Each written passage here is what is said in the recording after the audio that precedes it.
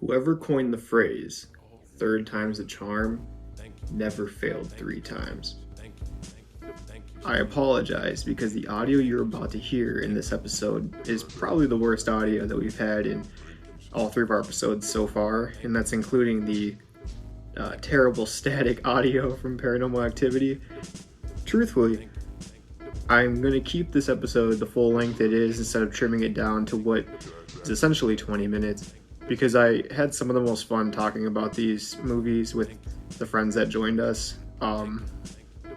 And honestly, I really appreciate they joined along and did these little talks with us too, because the episode wouldn't have been nearly as funny without them. So, without further ado, episode 3 of Take Time. Hey, and welcome to episode 3 of...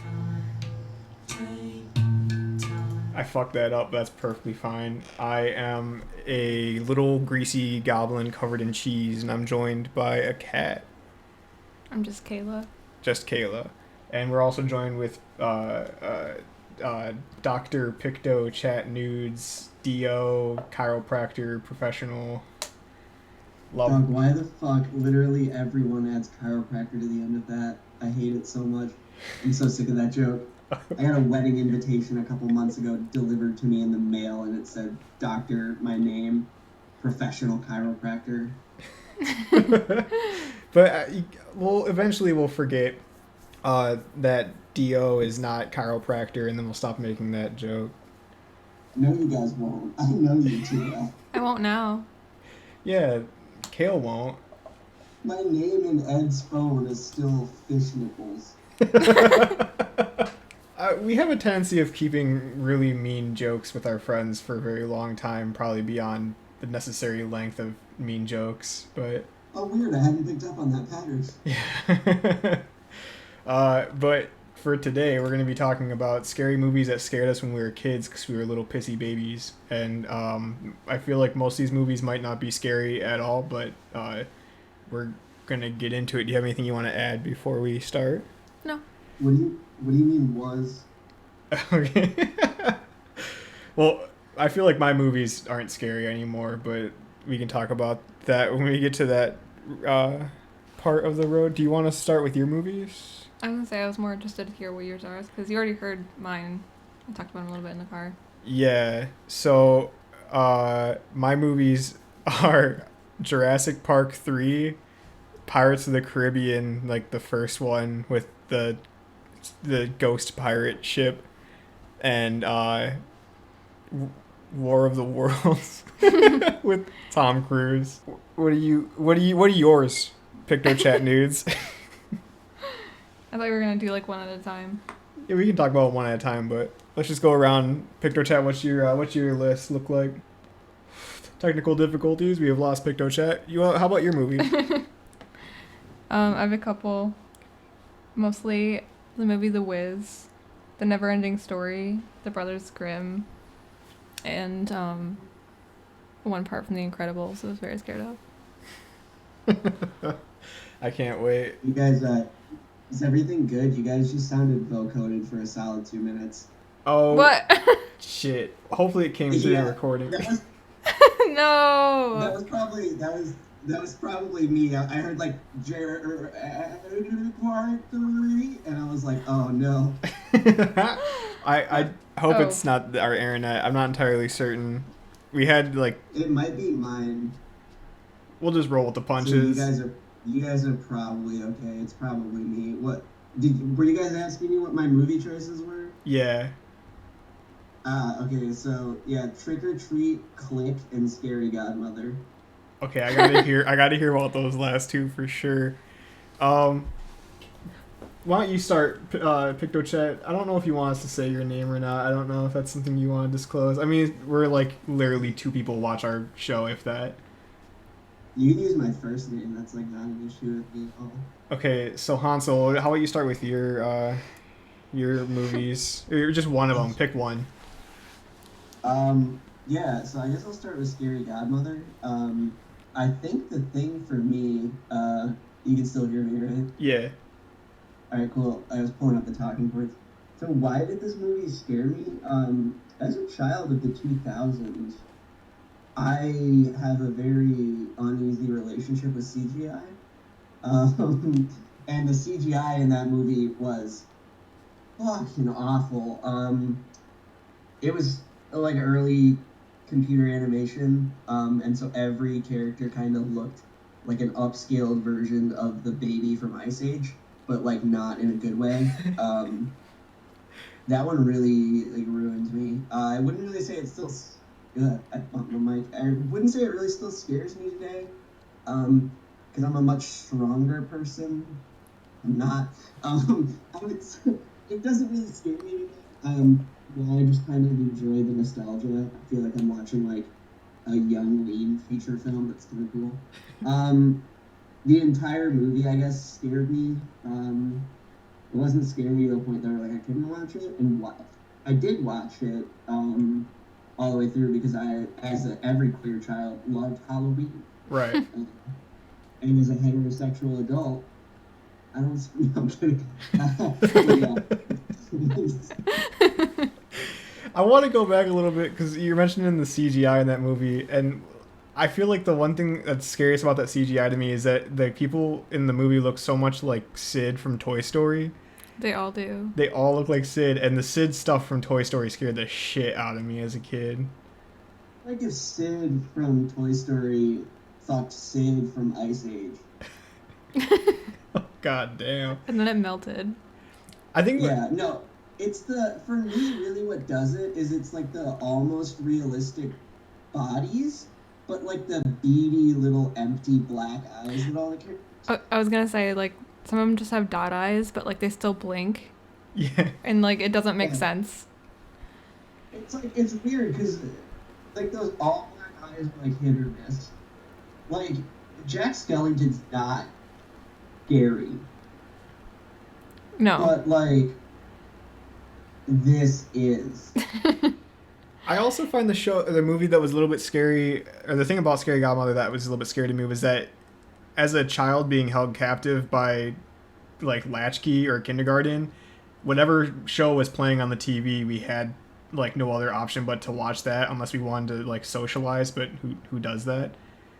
Yeah. So if I had already seen the movie, I didn't want to watch it again, but I had no choice. I couldn't tell latchkey to contact Nickelodeon or Cartoon Network and have them change it to like, I'm pretty sure there's a new episode of Code Lyoko coming out this week. Can you change the show up real quick? Oh god, I forgot about Code Lyoko. That show freaked me out too. There were so many scenes in there where like the kids are running through the sewers and it's like the entire world's gonna end if these little like prepubescents don't save it on their video game. Dude, you know what's fucked up now I think about it? The devil kid from Scary Godmother. You mentioned that he looks like Sid from Toy Story, and Sid from Toy Story looks like that one actor that was Will in the Poulter? movie Detroit. Yeah, who just got to say the N-word like a million times in Detroit. It's weird how you can like extrapolate these things. That character looks like he totally does say the N-word. Like, at least we got, holy shit, he does, dude. He looks like he says the N-word, and then when people get triggered, they're like, bro, it's just a game. Holy shit. Yo, this kid for sure drinks like 3 cans of Monster in the morning. dude, there's like the Hitler Youth looking blonde kid with like the undercut on his side. It looks like he's like the fucking spawn of Annabelle and Richard Spencer. Holy shit. This movie's bringing back so many like uncomfortable memories of being a child. Like, I want to just say fuck the rest of my list. Yeah, Scary Godmother is definitely the scariest movie. It's the worst. And then there's the fucking emo vampire kid. Like, that one, I guess, is kind of how I would describe myself to other people. He's like a weird proto, like, e-boy. But with like less bags under his eyes. But like, he kind of looks like he gives me like weird, like if James Charles and Shane Dawson had a child, that would be it. I'm looking at a picture of him right now. You're totally right. Dude, I hate it. And then his mom looks like that woman that does the Ask a Mortician video series on YouTube. I love her. Dude, yeah, I own like several of her books, which is fun because I don't know how to read, and Marge bought me to give her money because it was an ad blocker. Okay, so you said as a heterosexual adult now you don't find the movie scary anymore? Yeah. Conversion therapy was successful. No, okay, listen, some of the characters in that movie are cute though. Like that Mr. Bones character you just showed he's a twink. Are you looking at my screen? No, I've got some pictures of it because I want to see. Oh, I was gonna say, I'm like, wait, what the fuck? Is this like a Zoom call? Sorry. You disconnected from your VPN. Yeah, this is what you get. You agreed to the show. I don't know what you're on. Oh no. Fucking NordVPN did it again with this shit. Just selling my IP address every time I'm not using their service. So they're like the Scientology of VPN networks. So mostly it was just like the way it looked was just weird. Yeah, dude. I hate bad CGI is like hit or miss, you know what I mean? Yeah. And extrapolating by the same logic, that's why I really have a love-hate relationship with the movie Polar Express, because I'm fucking terrified by the scene with the marionettes in the like sidecar. But yeah, that wasn't a movie choice of mine. But yeah, it really just comes down to the visuals of it. I had a coworker bring up Polar Express and how they thought it was scary for the same reason. And like I guess I never really paid too much attention to animation as a kid, so like I don't recall it being scary, but now I'm intrigued. Did you just take it at face value and think it was real? Well, yeah, I was like, it must be like a different country or something. Like, I remember there was like some episodes of people looking in Europe. Yes. I know there were some episodes of Courage the Cowardly Dog where they had like the 2D animation, but like they would layer the CG animation on top, and the contrast of like the 2D versus the 3D was like so creepy and weird looking. Courage scared the shit out of me as a kid. Like, I legitimately couldn't watch that show for several of the episodes just being too freaky for me. I don't know, that was like one of the things I liked it. Same for Flapjack. Flapjack scared the... Like, every time that, like, Flapjack. Candy Wife shows up, I'm turning the show off. Well, what about you, Kale? How about one of your movies? The big one for me was the movie The Wiz. There's mostly just like one scene from it. This is like a remake, kind of The Wizard of Oz, but instead it's like in this like urban city kind of environment. It's kind of abandoned, and Michael Jackson is a scarecrow, and it rules. In the movie? Yeah. Oh, okay. Yeah. There's a scene though when the gang is like in the subway, and the subway peddler comes up, and he has like these paper lantern guys, and he's like he says nothing to them. He's just silent, and then slowly like the paper lantern guys are like getting bigger and bigger, and eventually they start just like walking towards them slowly. And there's nobody else in the subway station. It's completely empty and quiet, and they're just like running around, and there's nowhere for them to go. And then the pillars of the wall start breaking off, and then they start crowding around them. And the circuit breakers, like the wires start coming out and electrocuting them. And the posters in the back like turn to scary posters. And they're all just like running around. And I think a lot of horror movies and stuff do like claustrophobia, and they have all the characters in like small spaces where they can't get out easily. And this is like total opposite, where they have all of the space in the world to go, but nowhere is safe. Right. And that was like really scary to me. I remember you showing me the scene too, like a year ago, and I equate it to like the entire movie of House. Because there's so much room in this house for all these kids to explore, but essentially every room is another trap. Yep. But I can see how that'd be a little bit spooky. It was very spooky.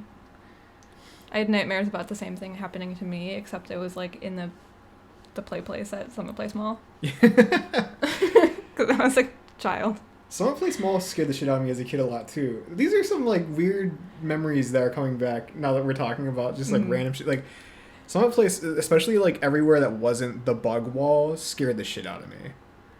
But then I don't remember like, the bug wall. There was like a bug and dinosaur wall, like over I think it was by like Sears. It was right out in front of Sears, and there's like all these like paintings of like different animals, bugs, and dinosaurs.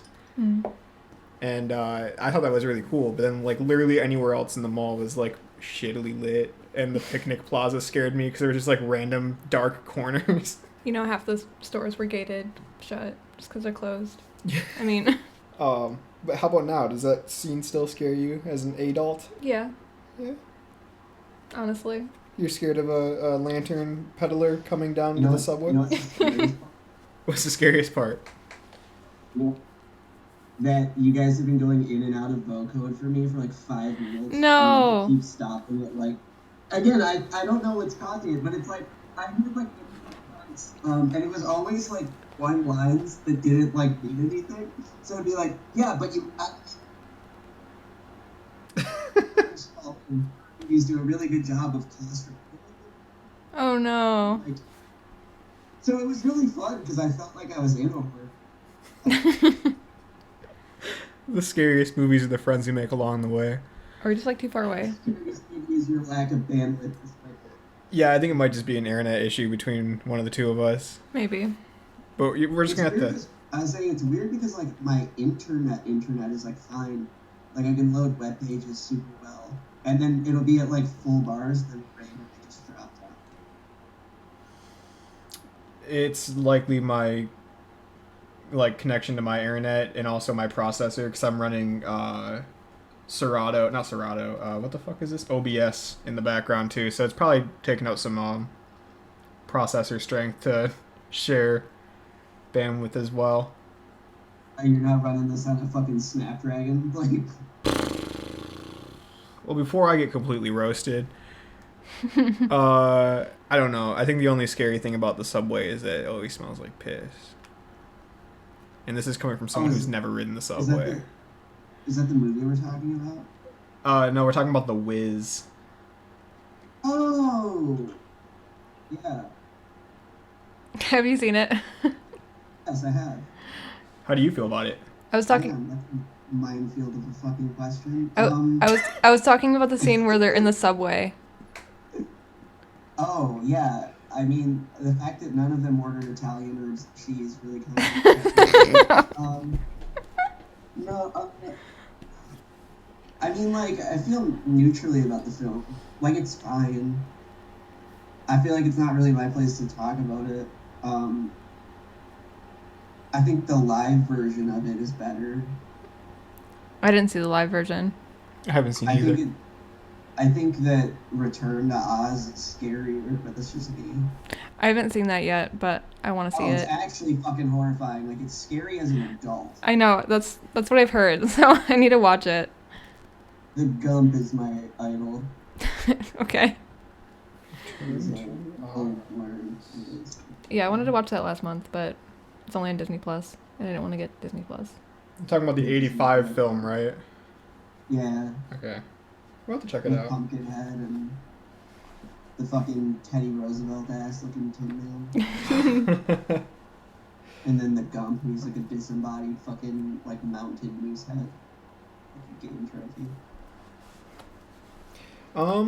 But I used to watch The Wiz like a lot when I was a kid, but that scene always scared me very badly. So it was a movie that it scared you, but you still watched it because you liked it? I love the movie. I haven't seen the movie, so I feel like a dummy because I'd like to talk more about it, but I don't know anything about it. That's fine. You want to talk about one? Yeah, I want to talk about a real scary, a real doozy of a movie. A little known gem called Jurassic Park 3. The movie scared the shit out of me as a kid because dinosaurs are somehow both extremely awesome and very terrifying, which seems to be the case for a lot of things like capitalism and like race cars. But I loved that movie and I would watch it like every single day. Like my sister got me a copy of the DVD and it was under the pretense that I don't tell mom. And then I would watch it every single day and have nightmares every single night because I thought a fucking Spinosaurus was going to come through my wall and eat me. In rural Michigan, there's just going to be a random dinosaur outbreak, and I was going to be numero uno as far as targets. But I think the scene that scared the shit out of me the most was just like pterodactyl cage scene at the end of the movie where they're all like going through the bridges to get out of the off the island. I haven't seen this one. Oh shit. Okay, well Dr. Grant is leading an expedition of ex-husband and wife to find their son, who went on a like hang gliding vacation with the wife's new boyfriend, and then the boyfriend and son get trapped on Isla. I don't remember which island it is. It doesn't matter. But they get stuck on this island because of rough waves and the Spinosaurus attack, which is understandable. I mean, out of like all the things that could happen to you on a paragliding vacation, those are like top of the list. But they get stuck on the island, so Dr. Grant is hired to help them navigate the island so they can find their son. And after much coercion, he is able to get them onto the island and trapped there, which isn't his fault.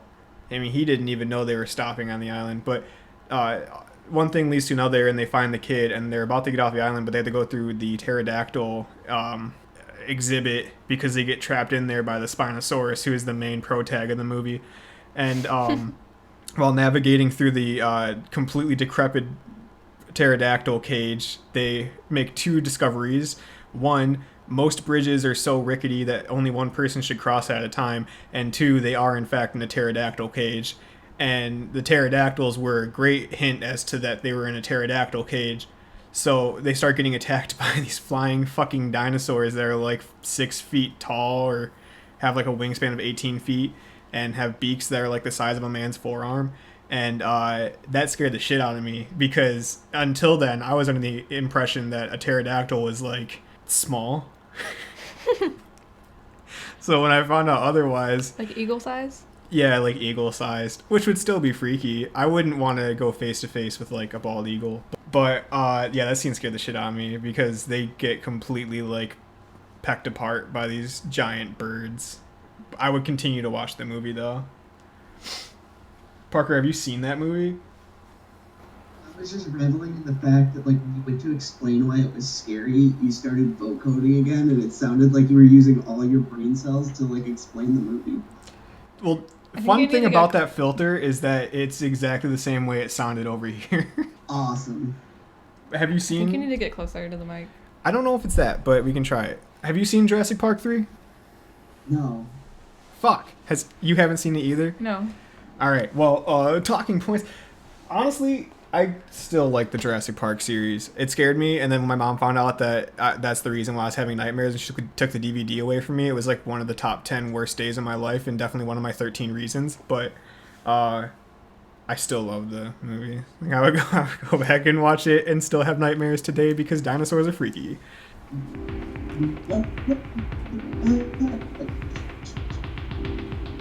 True. Oh no.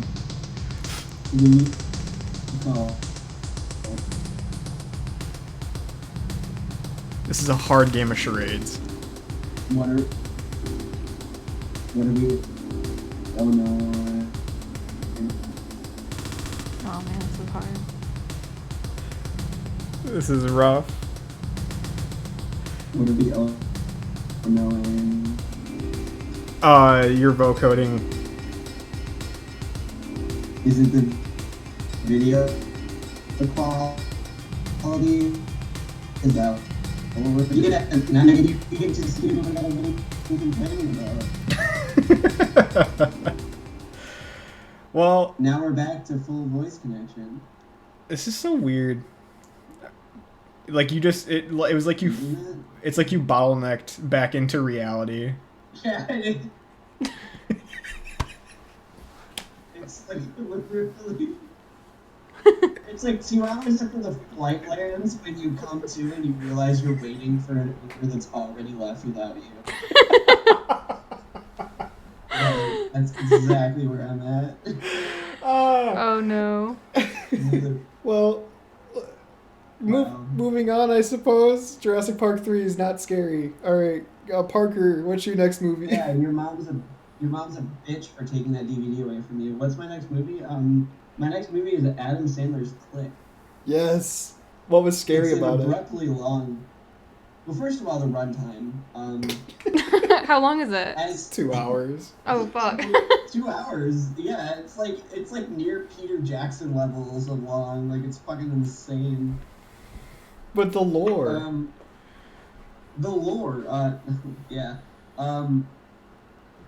What I don't like about it, and what scared the shit out of me as a kid, and I mean this genuinely, this is not me being funny, is it's really like the first time that I thought about the existentialism of getting older. True. And like him watching his life fuck up and then realizing like your life doesn't go bad from one event unless you're like Shane Dawson. Your life goes bad from like a series of just a bunch of little mishaps here and there. And also I realized that like your body habitus doesn't stay the same.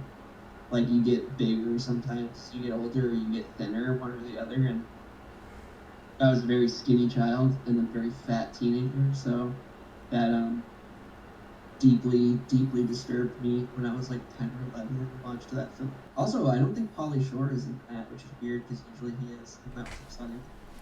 Pauly Shore? No, I don't think he was in that movie either. Or Rob Schneider, that's... Oh, yeah. Wait, was Rob Schneider fat in that movie? No, He's just usually in the Adam Sandler movies with him. Oh, Yeah. yeah, okay, yeah, because they're like Saturday Night Live buddies or some shit. Mm-hmm. well, yeah, and Adam Sandler's like the only person who keeps him employed at this point. But no, it was, Adam Sandler gets fat in part of it. Yeah. In one of the alternate realities or whatever.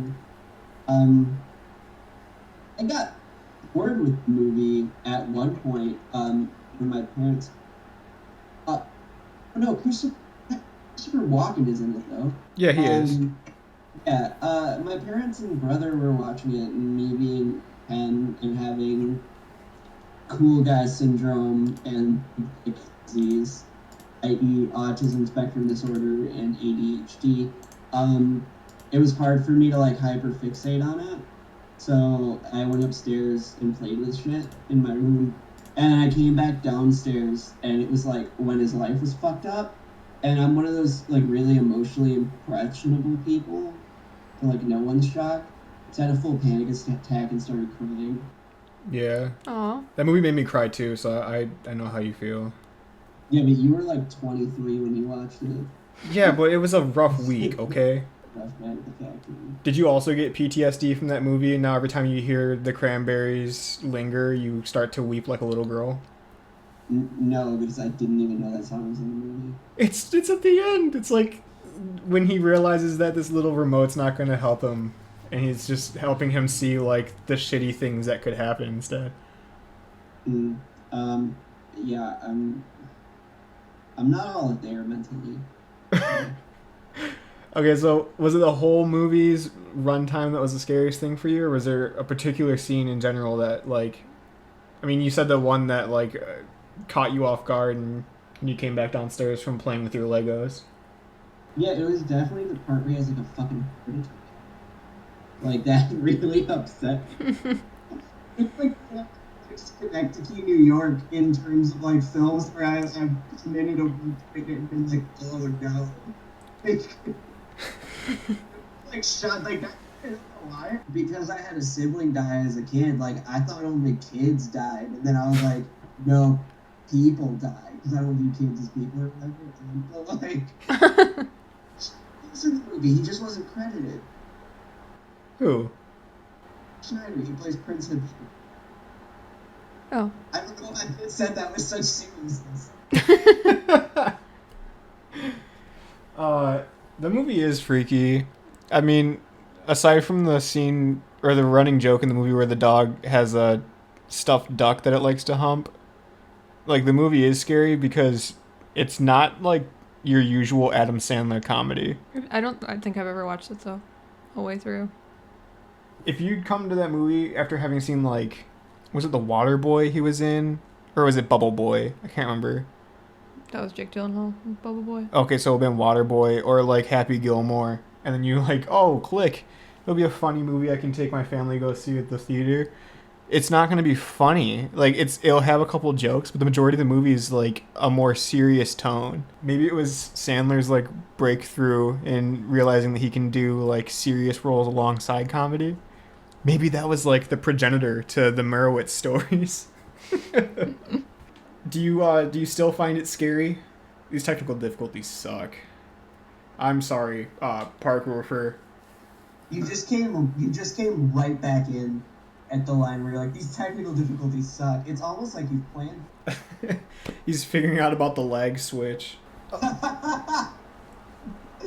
Do you use that on my brain whenever I have an appointment with my primary care physician? Just hits the switch and I'm like, great. Do you find the movie scary today? Yeah, because I'm getting older and fat. Like, yeah, but like Norbit could do the same thing, couldn't it? You son of a bitch. I mean, not really, because I don't think about Norbit on a daily basis. I only think about... You might have to redact this next part, but I only think about going in blackface as Norbit one year for Halloween. That's like the only thing that comes to mind when I think of Norbit.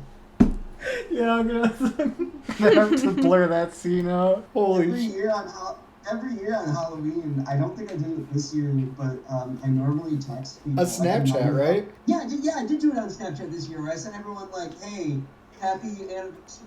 It's doing blackface. Yeah, feel free to bleep that out. Yeah.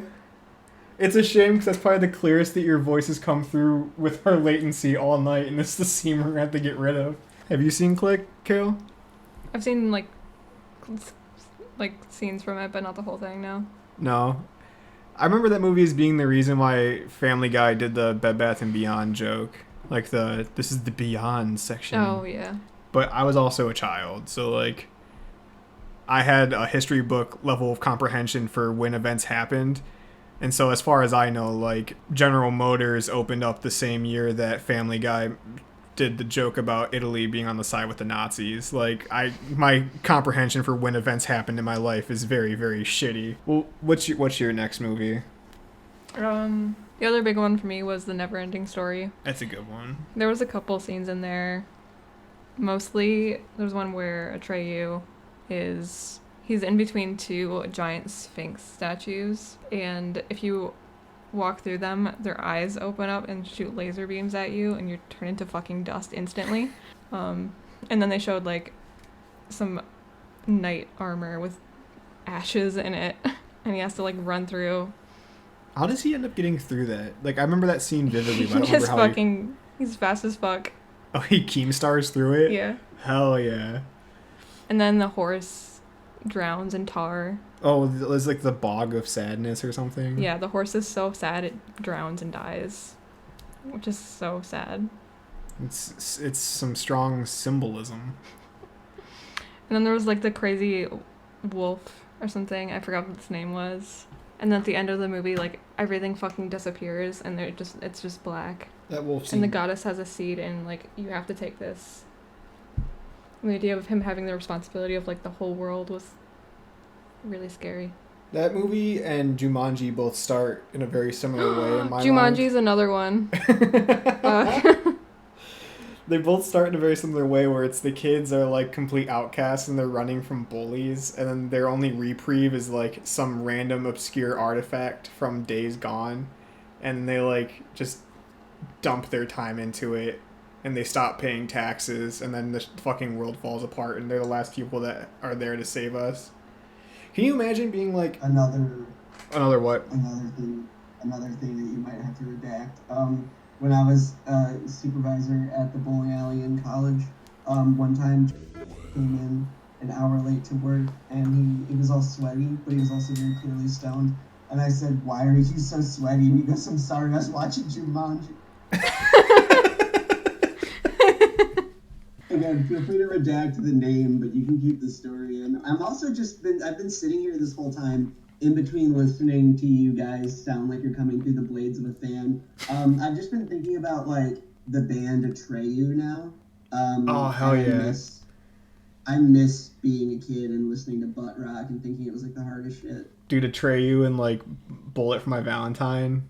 Yeah, dude, remember when Cujo from our drawing class, fucking his senior yearbook quote was literally "Only the strongest will survive." I expected more from a kid named Cujo. Yeah, but you know he had a monster cock based on like how bad He couldn't have both of the bad hands. Come on now. Yeah, I know, dude. He was already Cujo. Yeah, I mean, I've never seen Neverending Story, but I've seen, like, pictures of it. And I've seen, like, Family Guy sketches. Yeah. And there's, like, the big dragon. Yeah, Atreyu. Yeah. No, Atreyu's the main character. Oh, you're right. What the fuck's the dragon's name? Falcor. Yeah. Falcor, that's fucking awesome. Falcor is great. Dude, It's goblin it's spelled like backwards. It's like if Peter, Paul, and Mary wrote Puff the Magic Dragon, like, ripped up PCP. About Neverending Story and Jumanji and kids not paying taxes. Oh, imagine if you were like, okay, Parker, I apologize because you're probably going to get latency problems again, but I'm going to go on a minute-long rant. You need to get closer. I don't think it's that. I think it's latency. But Literally, we only get latency problems when you transition to the next thing. I don't know what it is. It's awesome. I truly don't know, and I'm so sorry. But imagine if the like worlds for Neverending Story or Jumanji were real, right? And you were just a random bystander that like you live like 3 cities over, right? And you're like on your daily commute to work, and on your way there, you're contemplating whether or not you're gonna go to like Dunkin' Donuts to get a coffee or something like that. And all of a sudden, like a fucking elephant just like runs through the street, and you have no idea what the fuck's going on, and the news never covers it because these kids 3 towns over in their fucking like giant fucking mansion house resolve the whole thing without anyone else knowing what's going on. You'd just be like, what the fuck was that elephant for? Anyways. Yeah, that'd be weird. Okay, so the scenes from Neverending Story that scared you, or this.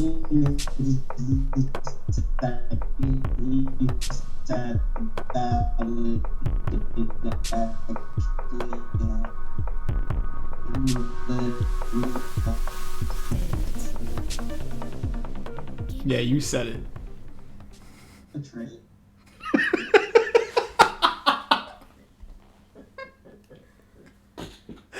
Holy.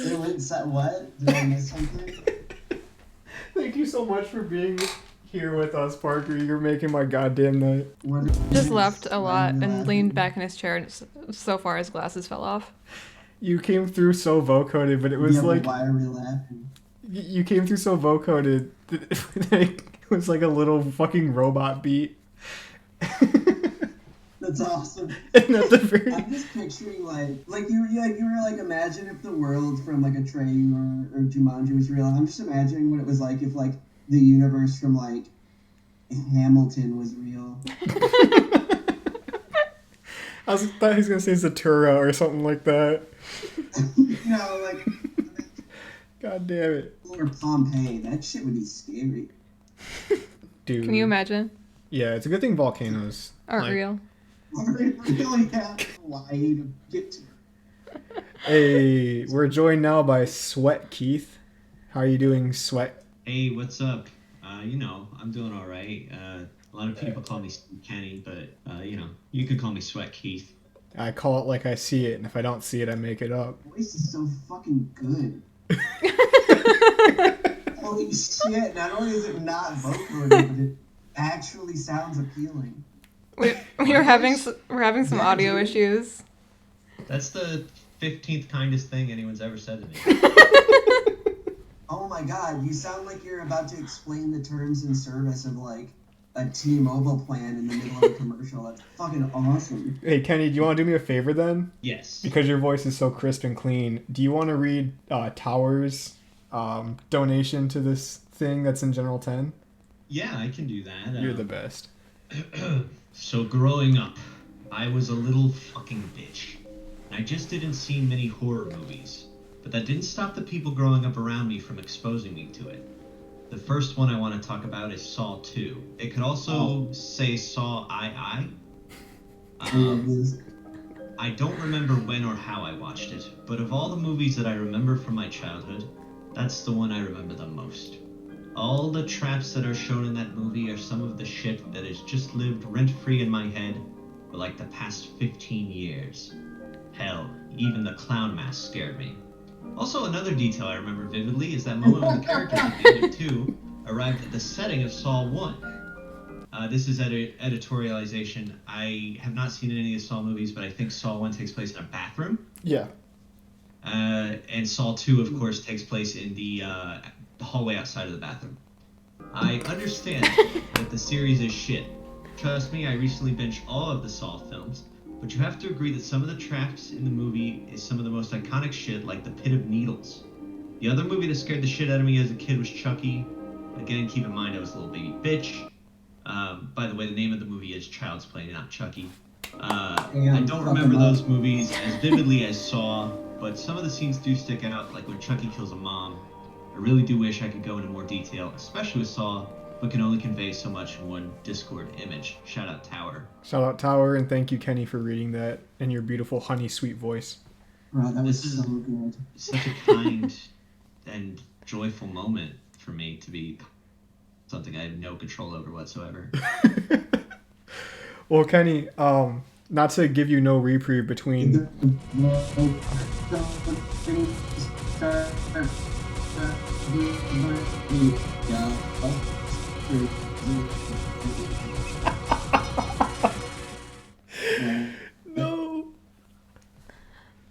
Did you get that, Kenny? No, I'm not sure. Was that my end or? No, it's been happening for like the past 40 minutes. I was like, yeah, go off.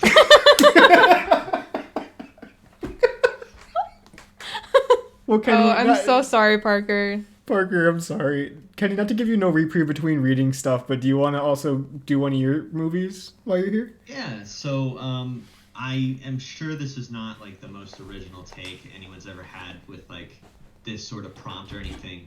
But the first one that came to mind to me was the fucking boat tunnel scene in Willy Wonka and the Chocolate Factory, the 70s one with Gene Wilder. Yeah. Out of nowhere, first of all, we see a fat German child drown in chocolate in like a tube, and that's terrifying. And then he's immediately like, never mind that, let's get on this boat. And the boat is a little terrifying. I mean, you know, it seems to be a movie about the evils of industrial capitalism in the 19th century. But while they enter the tunnel, I mean, he's singing this like demonic song, and there's these creepy images of like centipedes crawling on people's faces and like dead animals and stuff. And then at the end of the boat ride, he just lets out a banshee yell. No one on the boat is having fun except for Grandpa Joe and Mike TV, and who me. are both perverts. Yeah, it's a very terrifying thing. Also, there's no reason for that boat to be man-powered, and it has to be manually. The wheel is manually cranked by Oompa Loompas. Assuming that's all they do there. We don't know what kind of compensation or benefits that job has, but I don't think that that's an effective use of the labor that he has working for him either. So it's both existentially terrifying as well as just creepy that it's a man yelling about hellfire and stuff in a tunnel. Dude, I don't understand how that factory ever stayed open, especially with like the tours being so goddamn dangerous. Well, I mean, they only did the one tour. True, but like... That's just to me, you've never seen the movie, which I'm clearly very passionate about. So... Hey, Keith. Yes. You want to hear something super scary? Yes. I don't know what fucking movie we're talking about because it was vocoded for the past 2 minutes. No. See, this is proof. This is proof it's Parker. It's Parker's latency. It's Willy Wonka and the Chocolate Factory, the 70s one with Gene Wilder. Oh, fuck that shit. He has little orange slaves, and it's explicit in the book. I don't know if he says it in the movie, but in the book, he like saves them from like Jungle Land or some racist Roald Dahl stuff. You know Roald Dahl's last words were, right? Was it something racist? No, it was ow, fuck. And I wish that was a joke. That's amazing. That was also Augustus Gloop's last words. It's just he tortures. I've never read Dante's Inferno, but I imagine it's exactly the same as Willy Wonka and the Chocolate Factory, just like ironic punishments.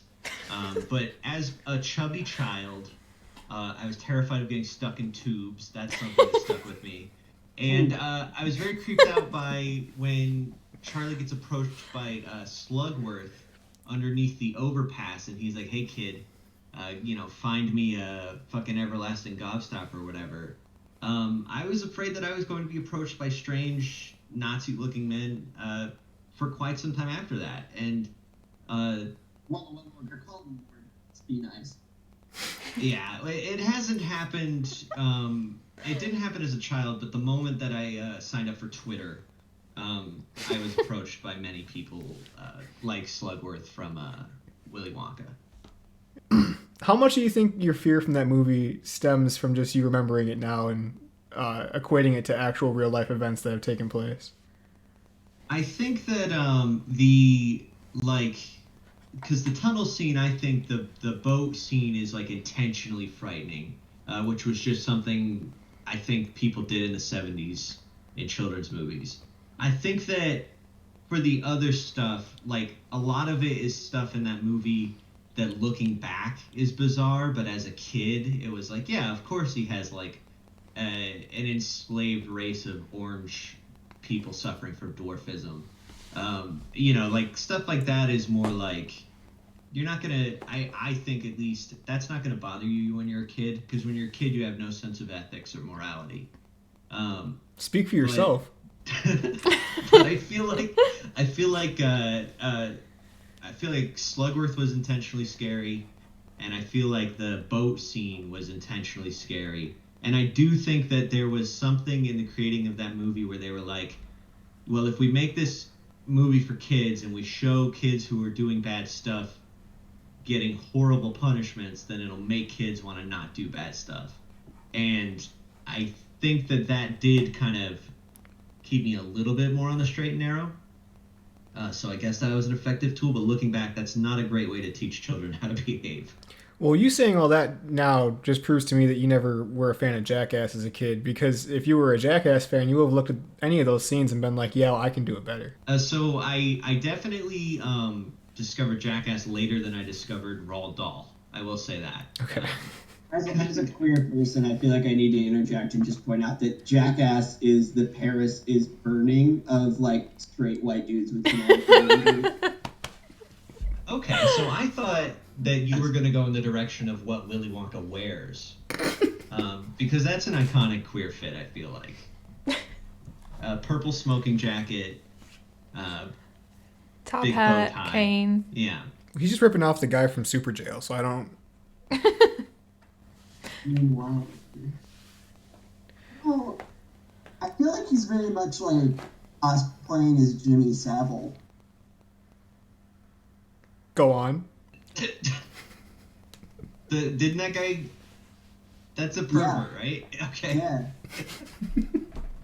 Well, I mean, the only difference between a tracksuit and a regular suit is the zipper and like the fabric. I thought material and cut and... I thought it was just the proximity to like the Chernobyl reaction zone. No, because lesbian gym teachers were in it too. Mrs. Trunchbull, and that's another slightly terrifying children's movie. Also, Trunchbull from Matilda. Oh shit! You watched that for the first time. I loved that movie for the first time. Did you go Recently. down the evangelical to Roald Dahl fan pipeline? I definitely was both of those things, so now I'm concerned that I did. James and the Giant Peach was also terrifying, also Roald Dahl. And now I'm beginning to think maybe it was more of a Roald Dahl thing. Do you find it scary? I mean, I feel like you already said that the answer to this, but do you find it scary as an adult, Willy Wonka? To me the scary scenes as an adult. I mean, I don't have any children. I'm sure seeing your children be turned into a giant blueberry or shrunk down would be traumatizing. But to me, the scariest thing is at the beginning, Charlie and his family are so poor that the 4 grandparents are sharing a bed. I was gonna say that. That is the worst case. If in my life I am a bedridden geriatric grandparent and I'm forced to share the bed that I'm stuck in with 3 other people, even if one's my wife, and they're not even like directly related because they're the 2 grandparents on the other side, I feel like that would be worst case scenario. So to me, that's psychological torture on the level of Saw or Hostel or Yeah. Cube. I will agree with you there too, because upon watching that movie and the remake with Johnny Depp, one thing did become like vividly clear. My dream of becoming a guy that works at a toothpaste cap factory and having a wife that just works at Whole Foods was immediately stymied by the realization that we wouldn't be able to support our nuclear family of 4 grandparents, a child, and ourselves. So that was terrifying to me. ATT vocabulary there. Were you raised in fucking Burma? What the hell was that dream? Hey, Pictochatnudes, you seem pretty pugnacious, eager to fight. Got it. That's God, a damn. $6 word.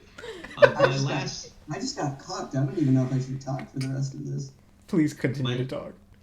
My last thought about the Willy Wonka thing, because the river is in sequence as well. It's partially, I think, the special effects and partially 70s like movie technology, but the river of chocolate, that brown and red are kind of similar enough colors when brown is diluted. It looks like a river of blood to me, and that is pretty horrifying. That's literally imagery from The Shining, which is ironic because I don't know if you guys knew this, but to make that scene in The Shining, Kubrick actually used chocolate. Yep. Yeah. I did actually know that. That's true. That's a fact, and nobody should look up. Why would they? Oh, Pictochat. Then, Can I ask you a question? Huh? Hey, go ahead. Being in the medical field, do you find it scarier to be stuck in a river of blood or a river of iodine? Oh, iodine, 100%. Okay, cool. Definitely iodine. Because the blood will clot, and then you can just get out of the river. Great. Like iodine. I don't know. You were gonna say something before I cut you off, though. He used chocolate for The Shining, and then for Misery, he just used the actor's actual ankle. Yeah. And to make Misery more real, he also did a lot of cocaine. Also, to make it even more real, he made the actors actually have psychosis. It was just happenstance, I think. Pick it up like cat. Parker, did you have another movie? Yeah, so I've already talked about Flick and Scary Godmother. I think a third one that really did me in was Trick or Treat. And that's like a proper scary movie, actually. I was like 12 or 13, and that was when I was starting to be like the weird kid. Yeah, we were both weird together. I was trying to like carve my identity out, and I had listened to enough My Chemical. I was like, yeah, I can handle horror movies. I love them. And then I got like a quarter of the way into the movie, like the part at the beginning where the kid's eating the poison chocolate and starts vomiting blood really hard. Fun connection to chocolate.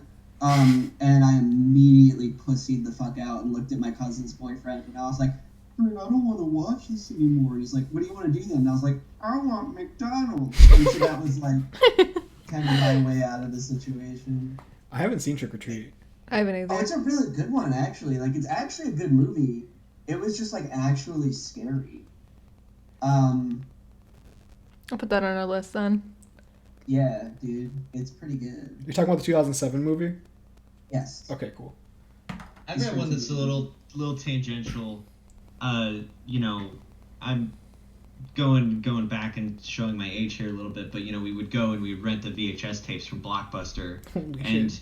There was a Jack Frost movie that was about, I think, Kevin Bacon trying to be like a good dad and like dying and stuff. And then there was a fucking Jack Frost movie about an evil snowman murdering everyone. And Yes. there was no distinguishing them apart until you started watching it. And I remember being like, oh, they made a sequel to this. I don't remember the plot of the movie. It was some, back in the 90s, everybody was trying to make movies about better families or whatever. It was bullshit. But I was like, oh, they made a sequel to this one. And I'm like, why is he murdering everyone in the sequel? That's not how to be a good dad. He unlearned the lessons he learned in the first one. That was terrifying. Also, I didn't see Stone it had the changey cover. So, like, you didn't know, like, it just looked like a smiling snowman. And then you moved the cover in, like, one direction. And it was, like, the fucking weird CGI skeleton face. Holy shit. Yeah. So I distinctly remember this because I'm sorry I keep cutting you off, but I would walk by it on the way to grab my Pokemon VHS because I needed to deal with some emotions. This is completely true. I'm not even fucking kidding. And I always wanted to get it, and then I got it one day, and everything changed. Yeah, I just it's simply one of those things where I have to, because I do think it was a pretty common thing. It's not uncommon now, but I think it was a pretty common thing where it was like, okay, horror movie concept, beloved children's or folklore character goes evil, and then at the same time it was like, okay, this is actually like the children's character. I didn't Google it, but I just remembered that it was Michael Keaton, not Kevin Bacon. I do want to apologize to the estate of Michael Keaton, who's not dead, but that's an agreed my part. But yeah, that's just terrifying. And the other one was called Jack Frost 2, or like Return of Jack Frost or something, because it was a sequel to a different movie, and that made it all the more confusing because it was like, all right, so Michael Keaton's not in this one, and the snowman's a dick. It's just like Troll 2, where it's like a completely different movie and they just turned it into a sequel. It was also written by Italian writers who just translated everything through Google Translate and hate vegans. It was made by Dario Argento. Kenny, was this a movie that you picked out when you were going through Blockbuster Video, or was it one that like your parents made the mistake of grabbing, thinking it was a sequel? I think that that one was on my dad, because I think so they did have the color change or whatever, that like holographic technology that we cannot replicate in the modern day, where it was different covers depending on where you stood on. And I think that they also, Blockbuster just had like generic cases that they would just give you shit in. If like you came in and they saw you were wearing like an old like burlap coat with the elbows sewn on, and like you had a bandana with your belongings on a stick, they would give you the poor person case instead of the like fancy case. So we didn't have the like legit. So we didn't see the creepy snowman. I have since seen that, but and I don't even know. It sounds like nonsense, but we had like a Jurassic Park one too, where when you held one and it was just like the Jurassic Park logo, and you held another one, it was like a dinosaur like ripping a dude's throat out with like a machete or something, and you could just kind of turn them back and forth, and it was the craziest thing. We've lost so much since 9/11. And one of the things that we've lost is the ability to have movie covers that change depending on how you're holding the cassette. Holy shit. I don't mean to tangent here, but I just made the realization that through OBS I did not have my desktop audio recording, and so everything that was being recorded from you guys was whatever my microphone was picking up. This has been the best episode. This has been the best flawless episode. There hasn't really been problems. I'm really glad, and I mean really glad, that we were responsible for killing Saddam Hussein, because he really did ruin the market of holographic DVD and VHS covers. Famously involved in 9/11. Yes. Yeah, so I mean, I have no direct proof that that has anything to do with it. With that attitude.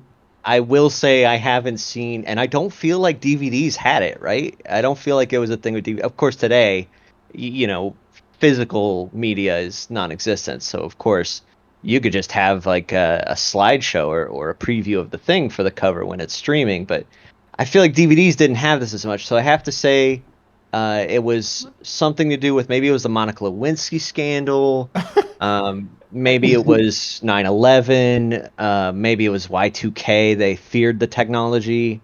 But something around the turn of the 20th into the 21st century, we lost that, and that's something we're never going to get back. I think we do have a DVD with the holographic cover.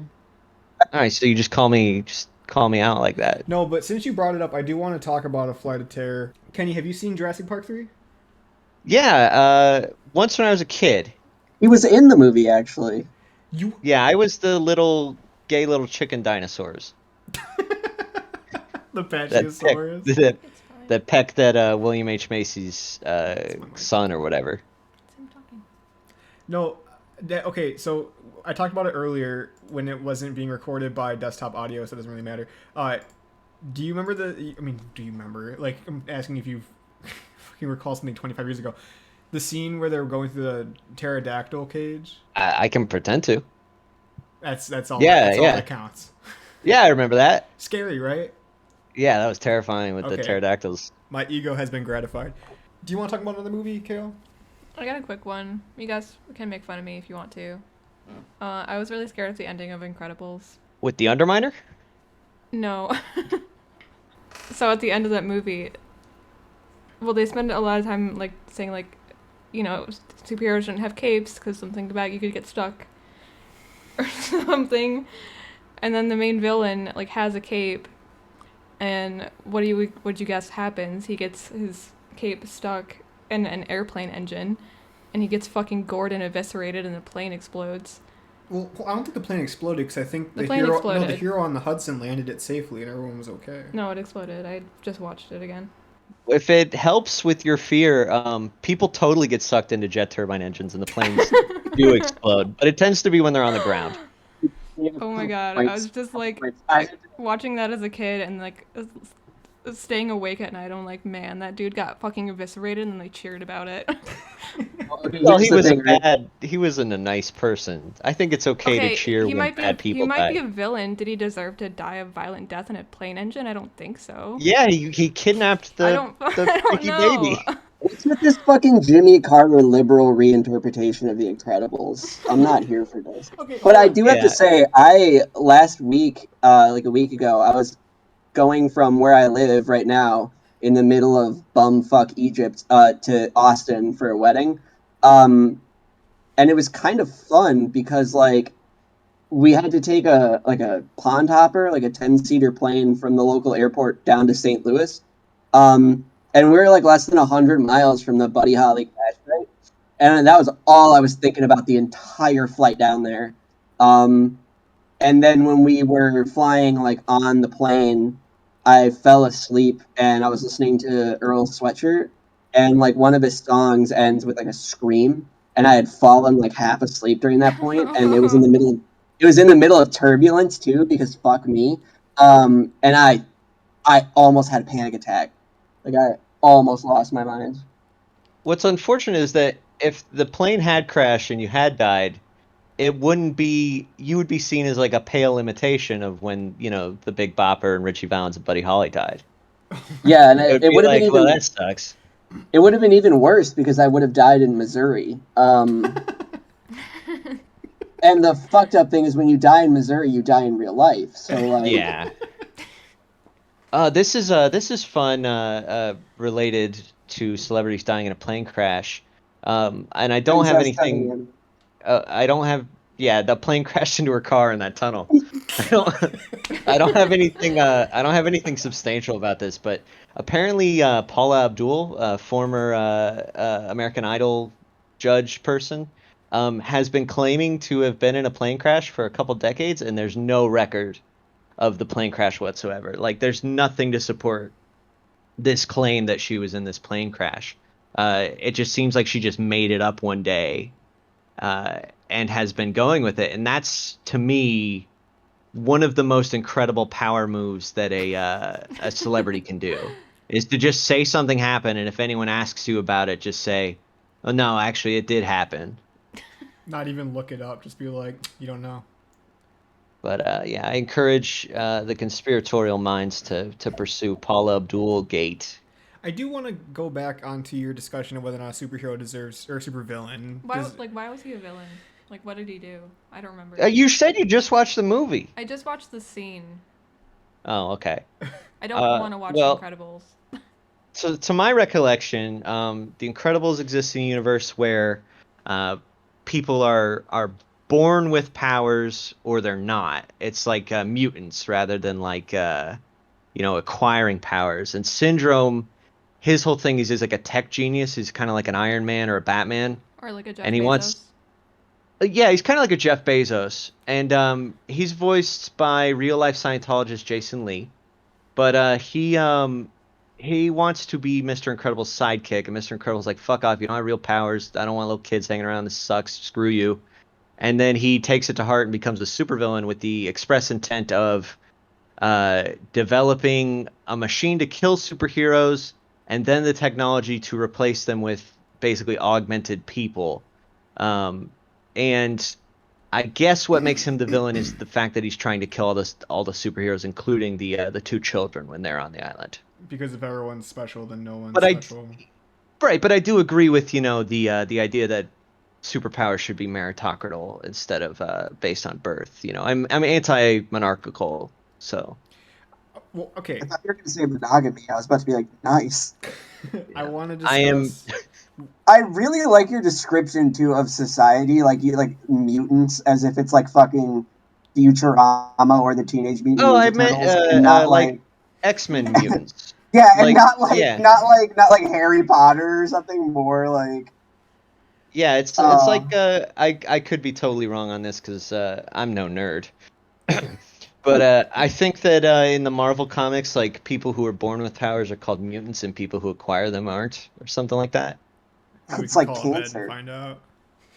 Now, I want to discuss call it whether or not the supervillain deserves to be eviscerated by a plane engine, because I believe that there is a very well-known axis of whether or not someone falls to the strong left or right bias of being eviscerated by a plane engine. I think on one side it is if you've repented for all of the people you've wronged and you've gone through and made an entire TV show apologizing to every person that you've done a big or small wrongdoing to. That's the far left, and that means that you don't deserve to be eviscerated by a plane engine. Whereas on the other end, you...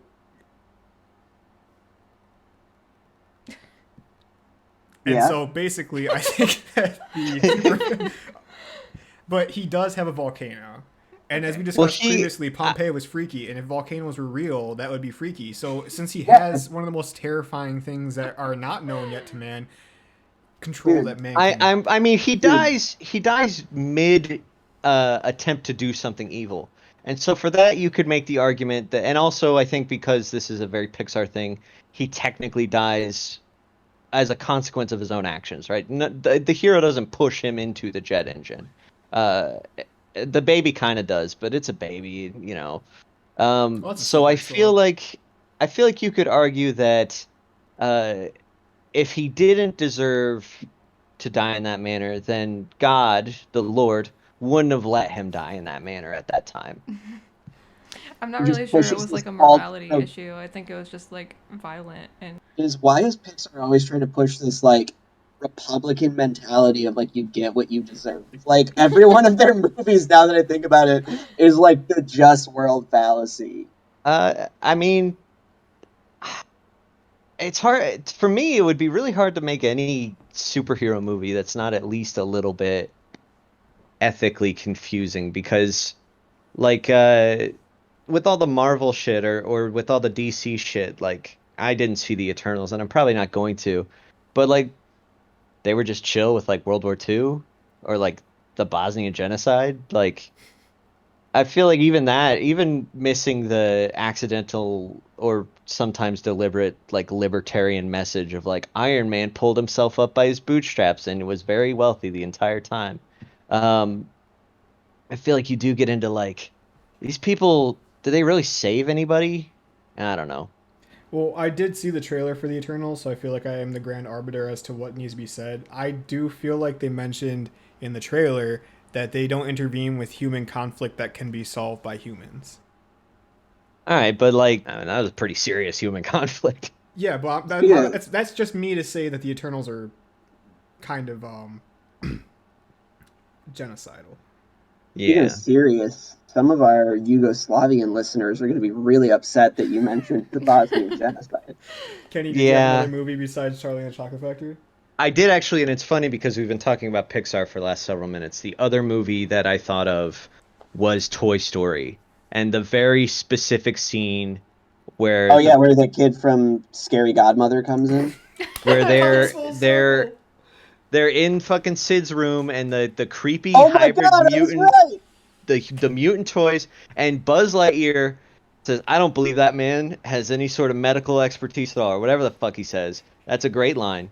But I was just okay, so toys are alive, and the torture that I do to toys fundamentally changes them into other things.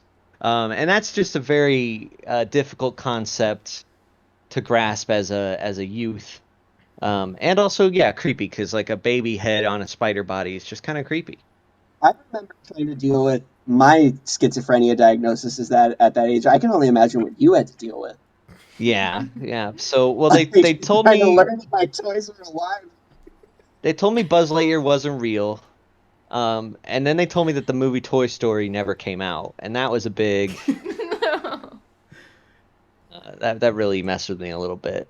And then they laid you down on the bed and they asked you if you had any new friends, and you said you had a new friend that was a talking bunny, and then you put your hand in your pants and said you like to fuck Christina Applegate from Married with Children. Immediately go to the fucking Troll 2 scene after the kid pisses on the dinner where the dad throws him on the bed and he's like, "What are you gonna do to me, Daddy?" I don't know why my brain was. Was No, that it scene wasn't. like a sexual awakening? Like, No, I watched that with a year or two ago before I moved to Missouri. okay. I mean, for me, the Toy Story scene at the end where the toys are coming out of the sand pit, ironically, as a reverse of the previous one, that one was the sexual awakening for me. I realized I was into Little Bo Peep. Lil Bo Peep and Little Green Army Men. Oh, nice. Oh yeah. Yeah. Yeah, dude, I think I fucked one of those. They're called ROTC kids, right? I was an ROTC kid. Did I fuck you? No, I probably not. Damn. That's a shame. Kenny, do you find that movie to be scary as an adult? No, I find Toy Story to be. I do find that, like, I think it's not that it's scary. It's just a sadder movie than I thought it was, especially with the hindsight of, they did Toy Story 3, which made me cry. And I think in hindsight, it's like, damn, toys are alive, and I haven't, like, played with toys, in decades. I just kind of let them go to a dump or whatever. Do you find the same thought might come to mind whenever you consider the parallel where it could be like Sausage Party and like all those toys and all those boxes in every supermarket across the U.S. when the employees leave, if they are given the opportunity not to have a third shift, all those toys just get to party? Well, so my thing with Sausage Party is they're alive, and they're like horrified to find out that they're going to be eaten. And I haven't seen it. It looked really bad. It's bad. But that one's a little weird to me because, like, at least for the meat products, that's a dead animal. So that whole plot line already played out in real life with, like, a pig. Like, that already is a thing. Like, that already is something that was alive and was killed. Which, I'm not making any sort of statement on the ethics of consuming food. That's fine. I eat meat. I thought you were making a parallel to like Animal Farm. No, it's making a parallel to Animal House. My favorite thing, god damn it, I was literally about to go on an elaborate setup to say this. My favorite scene in Animal Farm was when the guy gives the speech at the parade. Yeah. Yeah, no, that's I guess I should go. So is this like my assignment, like later tonight, is watch Sausage Party and Toy Story, like one on each screen, and kind of take notes, compare them? Only if you tape your eyes open and like get someone to hold you down in a chair the entire time. Oh, your real like assignment is to take your Buspar and your Wellbutrin. Yeah, I'm gonna fail that assignment. I have one more movie. I have two more, but I have a decision to make between the two. One of the movies was so scary to me as a kid that I ended up having my mom and I leave the theater in the middle of seeing it. And the other movie I already forgot about. Well, I'll do the first one then. Yeah, so I'm going to do the first one if that's okay with everyone. It'd be amazing if you tried to do the second one. Yeah, I would prefer the second one now that I know the circumstances. Now I feel like you should do the first one.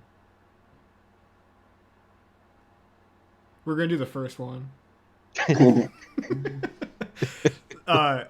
now I'm pissed because I want to do the second one. Well, then do the second one, say it's the first one. Okay, so the second one, which is actually the first one, is War of the Worlds with Tom Cruise. Oh, yeah. That movie was scary as shit to me because I had no idea what was going on. I thought it was just going to be like a cool alien movie. And your mom leads into you. She's like, Jake, this is based on a true story. And you're like, what? It's okay. I got that bitch back years later. But I remember going into the movie thinking this is gonna be a really cool alien movie, and like they're gonna like fight aliens with like big cool ray guns and shit. And then shortly after, the giant tripod alien like grew up out of the ground and turned people into blood dust. I realized all too soon that I could just also be blood dust at like in the blink of an eye. So when you were in class and they were talking about how like that I think semi-apocryphal story of like Orson Welles' radio broadcast of the original, and like people were freaking out about it or whatever, you were like, hey, everybody, I understand. Like I get exactly what was going on with those 1930s people, because that shit was freaky. Yeah, I Yeah. remember he leaned in really close to me and was like, "This is," and it was great. Well, the thing that made the movie unscary for me years later was a Scary Movie 4 when the giant iPod comes up out of the ground. That's when I Starts realized playing. all at once that all of my fears were pitiful, and that I, as myself, as a human man, am just a disgrace. And I ever was scared of something that silly. It made me reevaluate a lot of my life decisions, and then shortly after that, I started binge drinking. But the important thing, um, so essentially, what I'm saying is that I got my mom back because years later we went to see Girl with the Dragon Tattoo. And that's pretty good. Did you lean your mom and ask her if we were in the theater for We Bought a Zoo? In that fucking Matt Bryer bit? You always bring up We Bought a Zoo. Have you even seen it?